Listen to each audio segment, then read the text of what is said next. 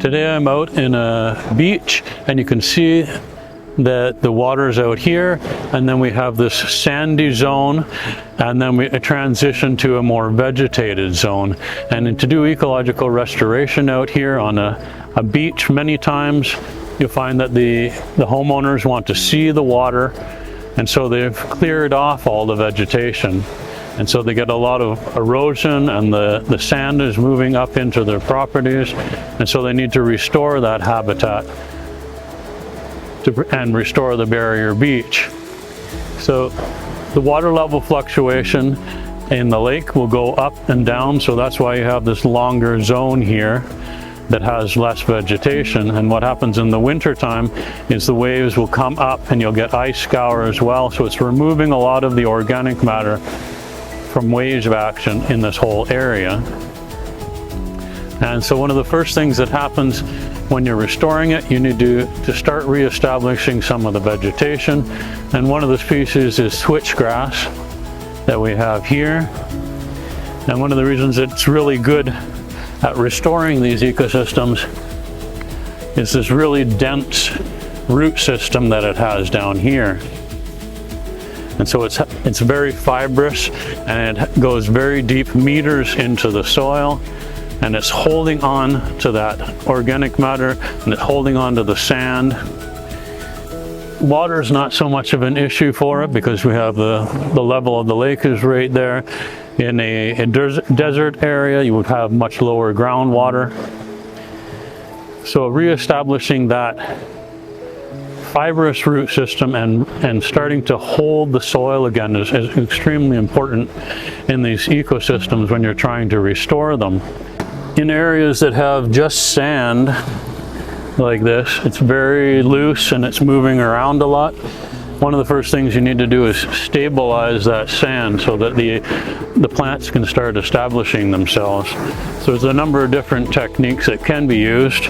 You can take long sticks and push them into the ground in grids, and that will help stabilize the soil. In China, they were using rice straw and basically putting them in square grids, and that rice straw would hold the soil and allow for the organic matter to start accumulating and allow the seeds to germinate, because it would stabilize the soil enough that it wouldn't move around and the plants could establish a root system. In the Middle East, they're using things like a clay slurry and mixing that in with the top layer of sediment, of sand. And other areas, they're using things like geotextile, so using things like core mats, which is a coconut mat, and you can put a coconut mat down to help stabilize the soil. I prefer not to use the plastic geotextiles. Obviously, they cause more problems in the long run. So there's that initial stabilization phase that you need to have first when you're first working with a desert ecosystem, or here we're working with a shoreline ecosystem. And so this mobile sand needs to be stabilized. And the other aspect is accumulating the organic matter, because this soil has very little organic matter. So allowing that organic matter to accumulate, and gradually over time the plants start to come in, and then slowly it becomes treed. On the shoreline, it's more of a dynamic ecosystem, so you're never completely be able to vegetate all the way to the shoreline. But in a desert ecosystem, slowly over time you can start adding in different species. You start with your toughest species, your cactuses, your hardy shrubs, things that can really take a lot of abuse and take a lot of drying, can take, like the beach grass, you can bury it a meter into the ground and it'll still come up. So that shifting sand is part of its ecosystem, and it works with that ecosystem.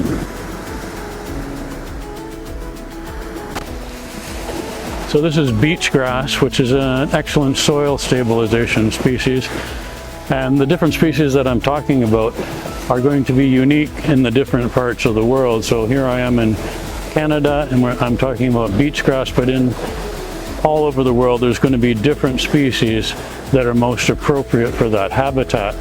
Beach grass is really great because you can see it's got root systems It's rhizomatous, meaning it has a main culm and then it has a long rhizome for a root going along. And it keeps going along and popping up and going along and popping up.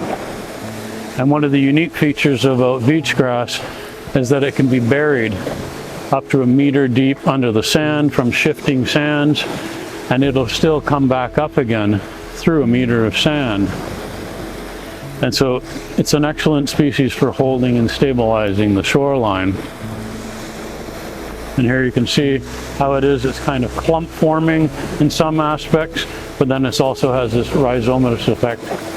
And so it's constantly spreading out and it's holding that soil in place so that the successional process can continue, gradually adding more and more organic matter as the substrate has been stabilized. So what's happening here is all this area is too disturbed from the wave action, but as you get up here, far enough away from the wave action, you're getting these plants starting to develop so they can germinate, and then once they start germinating, they start growing. And you'll notice there's a little mound inside here.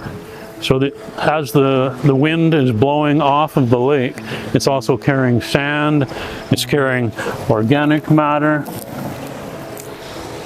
And so these plants are accumulating that sand and they're creating this ridge here.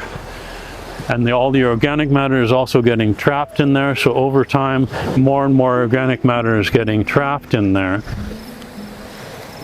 And if we look over here,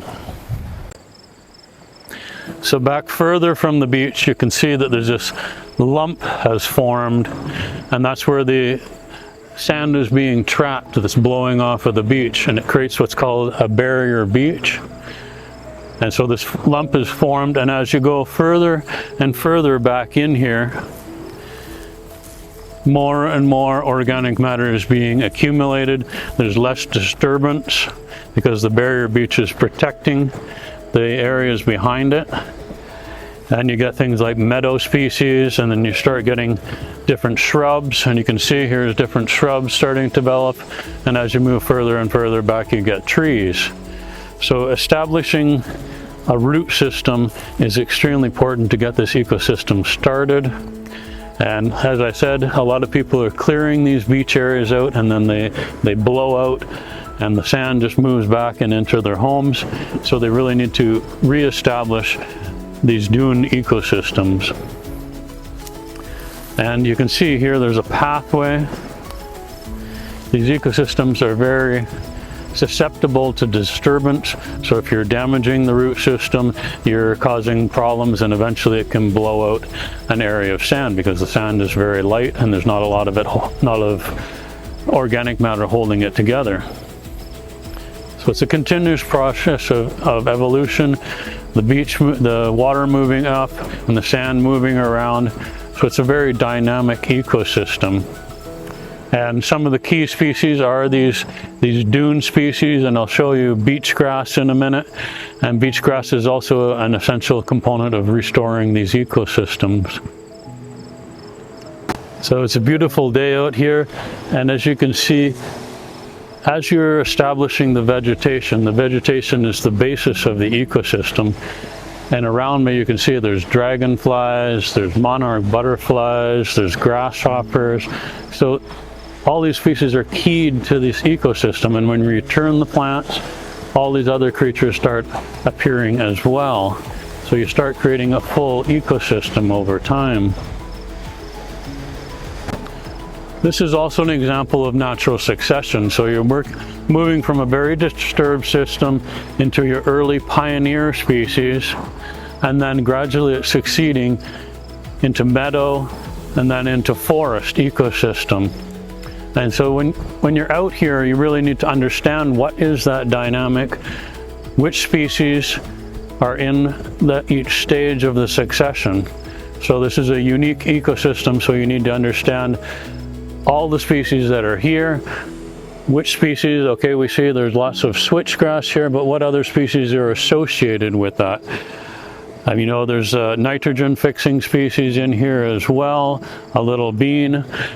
So understanding all those different relationships and what sort of organisms are occurring in the primary succession and then the secondary succession stages as it moves back into forest. So understanding this as an ecologist is really important. Understanding how the organic matter is accumulating, how the groundwater is in this area so that it has moisture. And then moving back, because you have this lump here, you actually have a little bit of a depression back here, and it's actually a little bit moister. So sometimes you're getting marsh back in here beyond the barrier beach, and sometimes you're just getting wet depressions.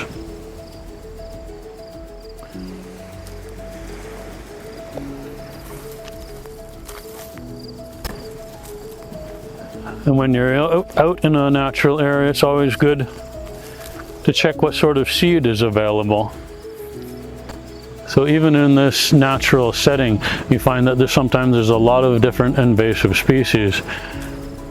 This is yucca. It's not actually native to Canada, but people are planting it. They think, oh, this is a desert species, so we'll put it into the sand dunes, but it's not actually native. This is a white poplar. It's also not native, and you can see a lot of it around here as well. So it's invading these different areas as well. So it's also causing a problem. So instead of having native species in here, you're getting this white willow that's taking over large areas.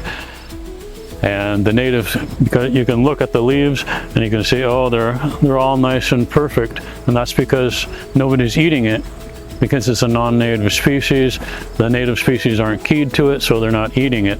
And so it can dominate more easily because there's nothing consuming it and holding it back.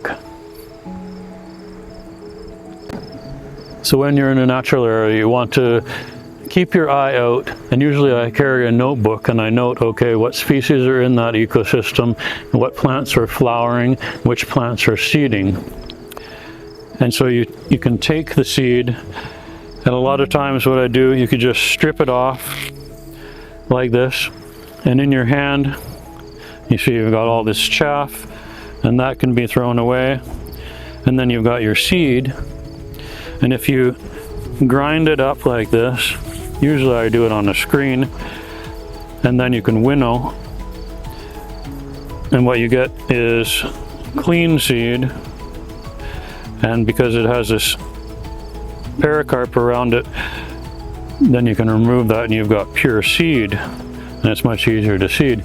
And the volumes of seed are not very much. If you're doing a seeding, then you'll need more seed, but most of the time you're just growing plants, and really all you need is a Ziploc bag full of seed, and you can grow hundreds of plants because the seed's small, and it's very easy to grow for most species. So here you can see, and it's very easy to just broadcast seeding stuff as well. Areas like this, first you would stabilize the soil, and then you could broadcast some seed onto it, or go back and do some individual plantings to get the system started.